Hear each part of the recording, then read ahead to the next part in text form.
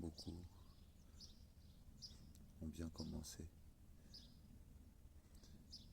et l'orgueil, la vanité et l'argent les a détournés. Beaucoup pètrent leur ventre au lieu de paître leur brebis.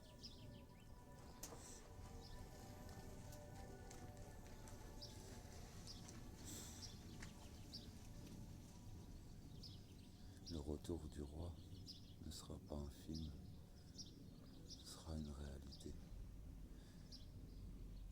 que beaucoup seront choqués, que la majorité des humains, quand ces choses vont arriver, beaucoup seront troublés, se rendront compte que la réalité de toute cette vie est tout autre.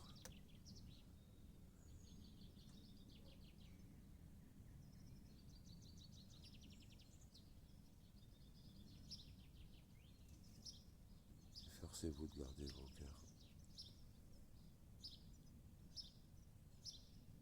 malgré les conditions. Tout le monde n'a pas forcément un beau ciel bleu, des oiseaux qui chantent. Mais la vérité, c'est qu'on a le choix de décider de marcher avec un cœur ou ne pas le faire.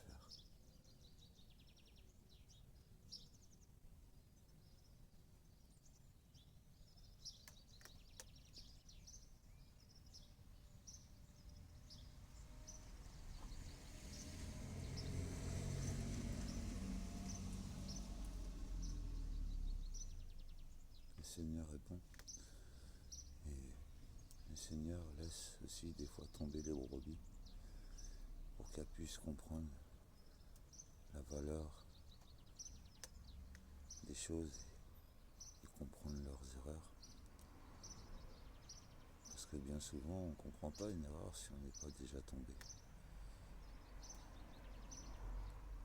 Et ce qu'il faut comprendre, c'est que beaucoup vous prêchent que tous sont saints. Mais la vérité, c'est que la marche avec Dieu, c'est une route tortueuse. Un chemin tortueux. C'est la Bible qui le dit. Jésus et Dieu n'a pas promis la richesse à tous les chrétiens, à tous les croyants. Sinon, ça veut dire que les pauvres sont débannis alors. C'est Dieu est le Dieu de la veuve, du pauvre et de l'orphelin. C'est pas ce qui est écrit, mes frères et sœurs.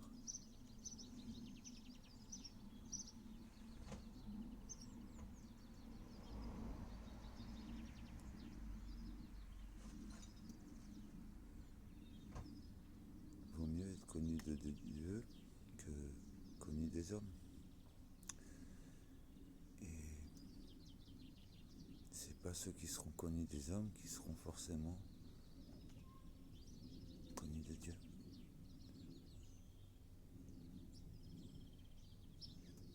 Et ça sera pas au dernier moment qu'il faudra se réveiller.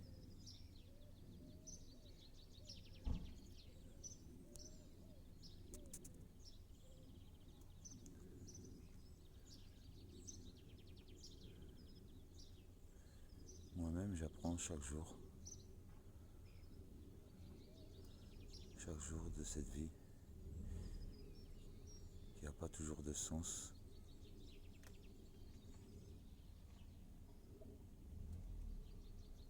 Je m'efforce de garder mon cœur, de me remettre en question chaque jour. Et c'est ça les premières marques d'un croyant en Jésus-Christ, c'est que chaque jour on doit se remettre en question. Pas remettre en question nos choix, mais se remettre en question sur notre personne, savoir si réellement on est dans des attitudes, des pensées, des actions. On peut dire tous qu'on a le Saint-Esprit. Oui, le Saint-Esprit est là. Il guide. La Bible dit que la première conscience et la boussole de l'âme. Donc c'est que le Saint-Esprit est toujours là en nous. Il nous guide, mais des fois on ne l'écoute pas.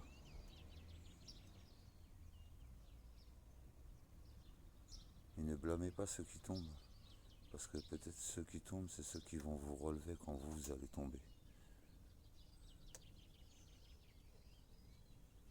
Le Seigneur fait des choses à l'inverse de vos compréhensions pour vous mettre au défi.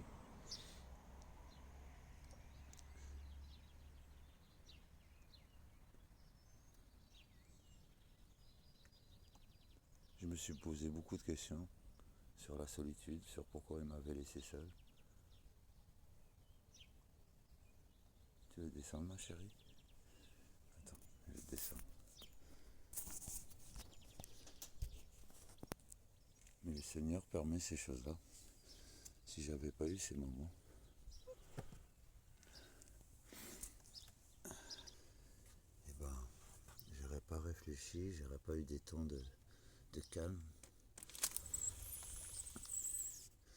Des fois, nos moments de solitude, même si on a été chassé de certaines églises ou renié par des frères et des sœurs qui font semblant de nous aimer, c'est pas grave. Ne cherchez pas à être approuvé des hommes. Continuez à être amour. Continuez à être paix.